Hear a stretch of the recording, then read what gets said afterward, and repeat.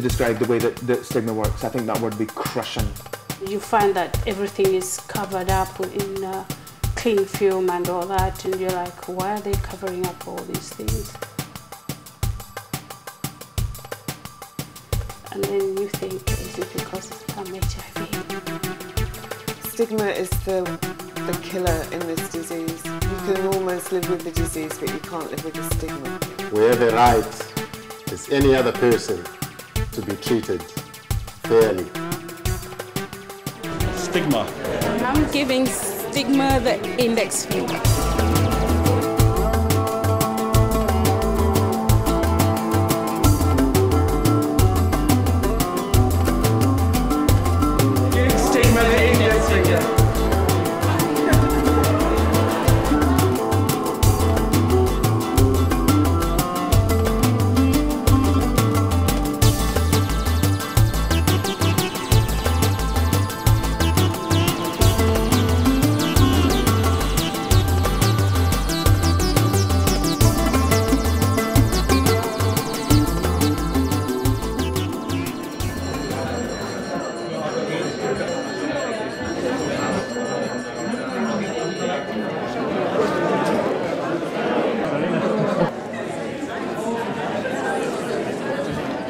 We've been involved in this amazing project over the last 8 months called the People Living with HIV Stigma Index rollout in the UK.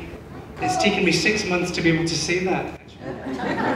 It's been an incredible experience, and we're here really just to kind of share some of the findings with you. Essentially, the UK, part of the project, the UK is the first country in Europe to work with the index, and this project this year has been funded by the MAC AIDS Foundation and also by the Scottish Government. And at the international level, that's the same thing. It's been part of a partnership between two international networks, People Living with HIV, that's GMP Plus and ICW, between IPPF and also between UNAIDS.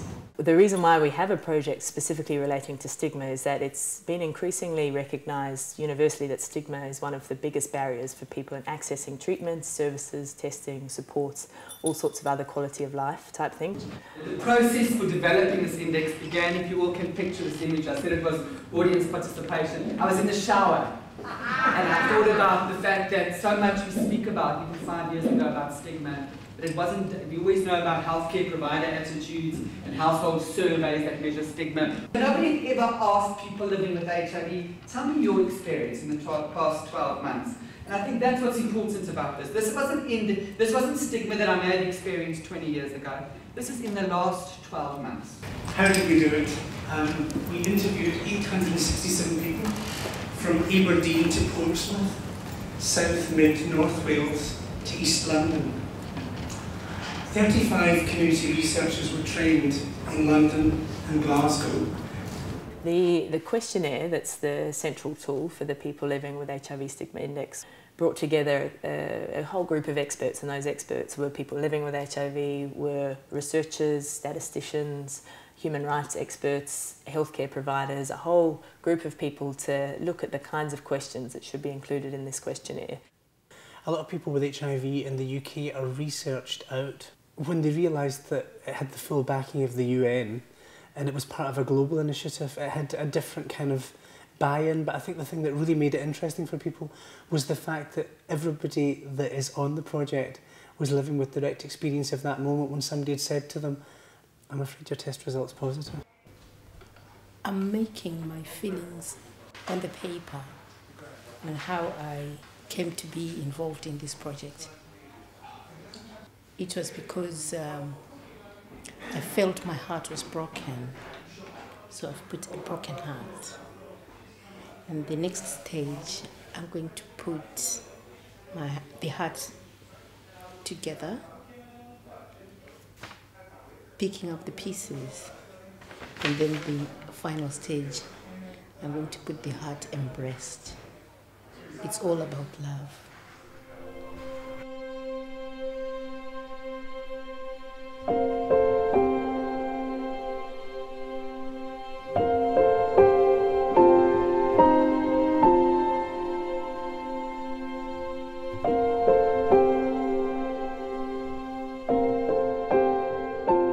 I got involved because I was very impressed that they really were throughout the whole of the project, involving positive women, positive people in a meaningful way. There are a lot of people out there who gets pushed around, and they are silent voices, and they need somebody to speak up for them and make the world aware that there are these things going on, and people really should learn more about HIV. It is only a virus that lives in a person, but it doesn't change the human being. It's so cruel, and leaves me lost for words, really. And anything I can do to dispel stigma and discrimination, I'll do it. One of the great opportunities, but also big challenges we've had with the rollout of the People Living with HIV Stigma Index in the UK is that it is one of the first countries around the world to complete or to undertake a full implementation. So in some ways we had to be very innovative and pioneer and pave new ways for doing things, whether that was the protocol for data entry or how we structure the recruitment process to reach out across the different organisations throughout the UK, to how we run the training with the interviewers and the researchers. In every country that works with the Stigma Index, we'll have amazing community advocates standing up saying these are the key issues in our country that have come from the research, this is the change we want to see and this is how we're going to do it.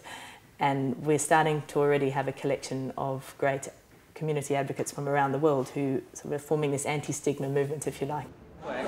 This work's essential. There's all sorts of important aspects of it. It's really important for people who are living with HIV. Some of them don't use services the way they should do because HIV is a very treatable condition, but you've got to come to clinic, you've got to feel comfortable to walk through that door.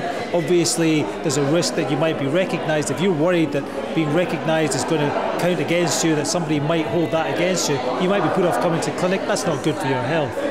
There's a lot of work can be done, and I think it's now about each person that's involved in the project running with the bit that they're most passionate about and really trying to ensure that the data is put out to the right people. This is the outcome. This will be something that we can all work with, we can all look to. We need to get together, we need to have more coalition, more thinking out of the box, ways that we can break down stigma.